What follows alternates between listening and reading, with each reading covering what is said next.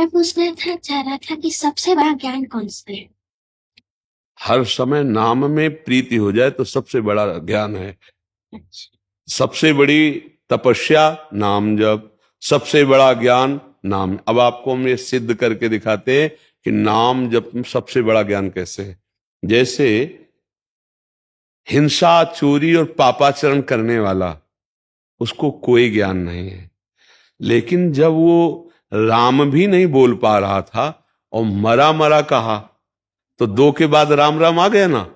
हाँ, तो राम जी के जन्म लेने के, प्रकट होने के पहले ही राम जी के चरित्र को रच दिया, इतना ज्ञान हो गया।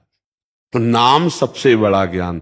जिन महात्माओं को ज्ञानी महात्मा कहा गया, वो निरंतर नाम जप करते हैं। जैसे सनकादि परम ज्ञानी है ना, तो हरिशरणम हरिशरणम हरिशरणम हरिशरणम रटते रहते हैं।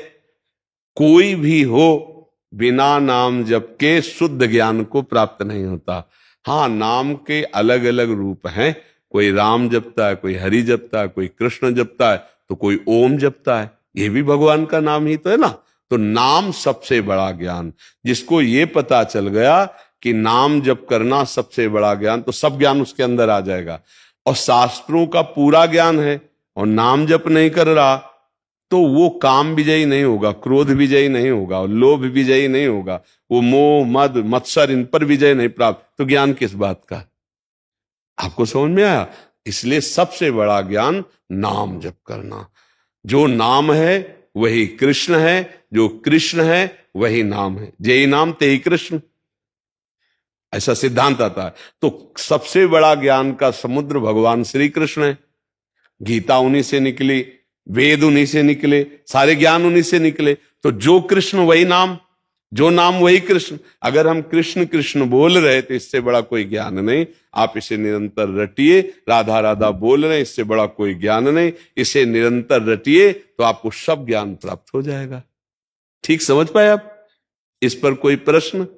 नहीं। हमारी अपनी तरफ से सबसे प्रार्थना है, कोई व्यसन न करे, कोई अभक्ष पदार्थ ना पाए, मांस आदि, कोई पराई माता बहनों की तरफ गंदी व्यवहार वाली वृत्ति ना रखे, और नाम जप करें। सीधी साधी बात, ना पैसा खर्चा है और ना ज्यादा कोई इसमें कि नहाओ धो ये वो सब। अपवित्र पवित्रो वा सर्वावस्थांगतो वह यह स्मरेत पुंडरी काक्षम सवायाभ्यंतरा शुचि। वाय और अभ्यंतर दोनों से पावन हो जाता है। राधा राधा राधा, कृष्ण कृष्ण कृष्ण, जो नाम जप। पर भाई गंदे आचरण छोड़ दे। अगर पापाचरण करोगे तो फिर बात नहीं बन पाएगी। गंगा नहाया और फिर नाली में लौट गए तो कैसा रहा। तो नाम जप करें फिर पापाचरण करें तो बात वही है। सबसे बड़ी कृपा है जो आप कृपा करके पधारे। बड़ी कृपा है जो हमारा और आपका संभाषण हो रहा है, परस्पर भगवत चर्चा हो रही। इसका लाभ लिया जाए। हम सब भगवान के आश्रित होकर अपने जीवन को पावन करें।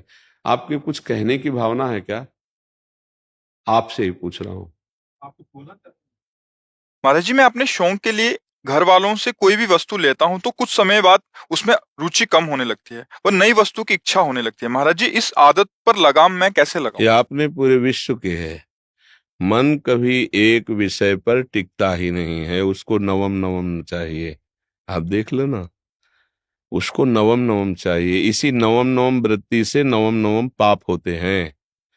इसीलिए धर्म की एक मर्यादा बनाई गई है।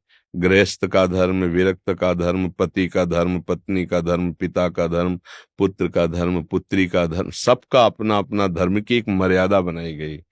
ये तो मन की चाल है, नवम नवम उसकी मांग रहती है। आपकी ही नहीं, पूरे विश्व की यही है।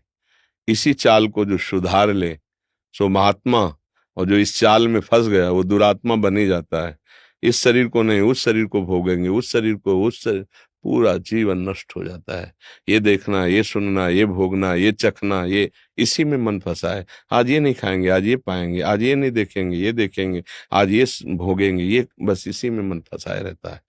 इस नवम नवम की चाह रखने वाले मन को भगवान के चरणों में जब तक नहीं लगाया जाएगा तब तक ये शांत। ये तो बहुत छोटी बात है, हम तो पूरे विश्व की बात कहते हैं। ये इसी में फंसा है। देख लो, आप लोग देख लो ना, क्योंकि उसी मन को हमने पढ़ा है। हमारी पढ़ाई मन की ही हुई है।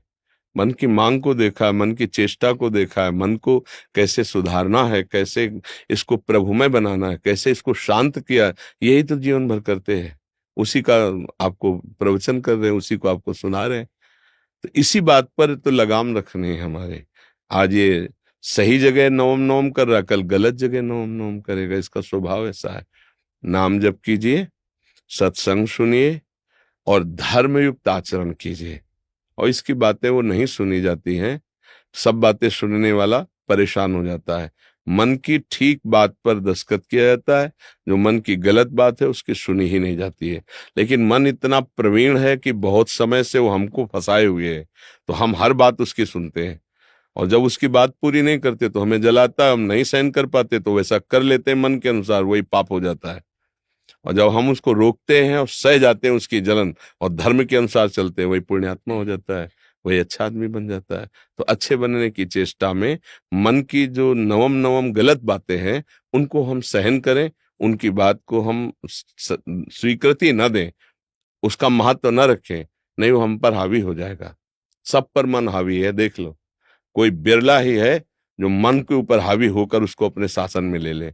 वही माया पर विजय प्राप्त कर लेता है, वही दुख रहित परम सच्चिदानंद सुख को प्राप्त होता है। आप समझ पा रहे हैं जी? नाम जप कीजिए, सत्संग सुनिएगा और नवम नवम इसकी मांगों की जांच कीजिएगा। जो सही हो तो उसमें दस्तखत कीजिएगा, जो गलत हो वो अनसुनी कर दीजिएगा, स्वीकृति मत दीजिएगा। आपकी स्वीकृति के बिना मन कुछ नहीं कर सकता, ये जानो पहले। हम लोग ये भूल चुके हैं कि हम अलग हैं, मन अलग है। जो मन कहता है वो मेरी मांग, ऐसी इसी में फंस जाता है। हर साधक फंसा हुआ है, हर उपासक फंसा हुआ है। फिर संसारी पुरुषों की बात क्या, कोई बिरला ऐसा है जो मन की इस बात पर ब्रेक लगा दिया, वही महात्मा त्रिभुवन विजेता हो जाता है। माया पर विजय, काम क्रोध लोभ मोह मद मत्सर, इन पर विजय प्राप्त कर लेता है।